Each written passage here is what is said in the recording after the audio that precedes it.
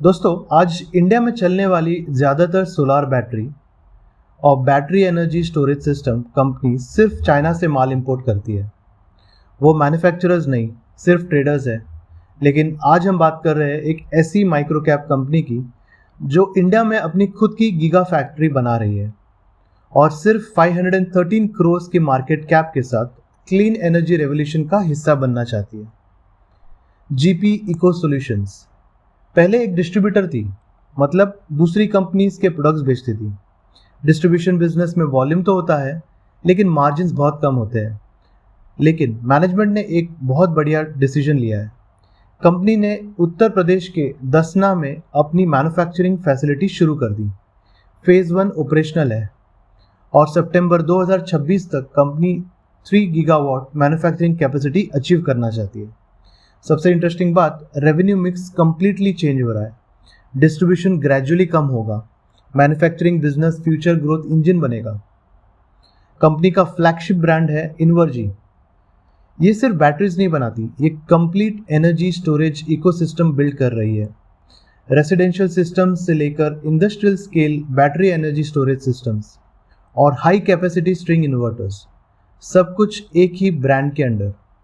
और market acceptance, सिर्फ recently company को 72 करोड़ से भी ज़्यादा के नए डोमेस्टिक ऑर्डर्स मिले हैं। इसमें 350 किलोवाट स्ट्रिंग इन्वर्टर्स और 20 megawatt our battery energy storage system project शामिल है। मतलब प्रोडक्ट सिर्फ लॉन्च नहीं हुए, मार्केट उन्हें एक्सेप्ट भी कर रहा है।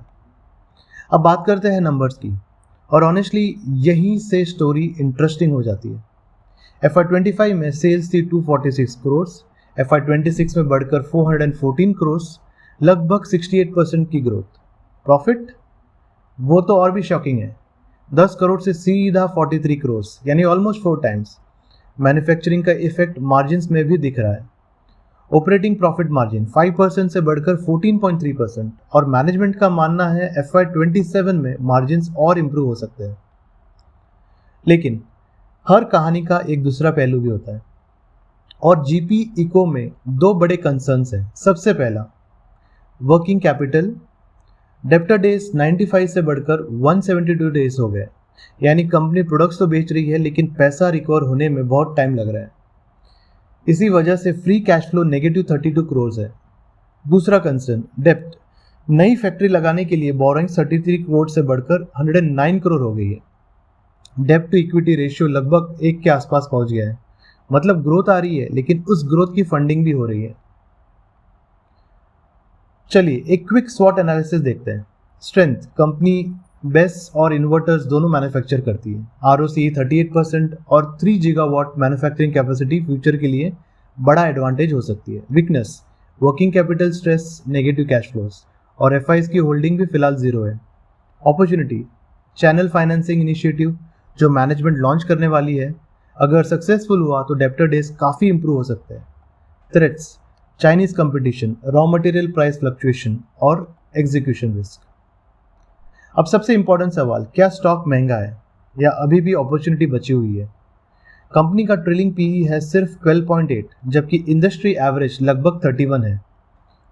PEG रेशियो भी काफ़ी अट्रैक्टिव नज़र आता है। इसका मतलब मार्केट ने शायद कंपनी की फ्यूचर ग्रोथ को अभी पूरी तरह प्राइस इन नहीं किया। लेकिन इन्वेस्टिंग सिर्फ नंबर्स का गेम नहीं है, बिजनेस भी देखना पड़ता है। और जीपी इको के एक ऐसे सेक्टर में काम कर रही है जहां इंडिया अगले कई सालों तक एग्रेसिवली इन्वेस्ट करेगा। Renewable energy, battery storage, grid modernisation. अगर मैनेजमेंट एग्जीक्यूशन डिलीवर करती है तो कंपनी का स्केल काफ़ी बड़ा हो सकता है। मेरे हिसाब से जीपी इको सॉल्यूशन एक promising high growth micro cap है, लेकिन इस स्टॉक का सबसे इंपॉर्टेंट मॉनिटर पॉइंट होगा कैश फ्लो। अगर कंपनी डेप्टर डेज रिड्यूस कर लेती है और कैश जनरेशन इंप्रूव होती है तो वैल्यूएशन री रेटिंग देखने को मिल सकती है। मेरी तरफ से जीपी इको सॉल्यूशंस को मिलते हैं 8 आउट ऑफ 10। 2 पॉइंट्स डिडक्ट सिर्फ वर्किंग कैपिटल और नेगेटिव फ्री कैश फ्लो की वजह से। बाकी स्टोरी डेफिनेटली इंटरेस्टिंग है।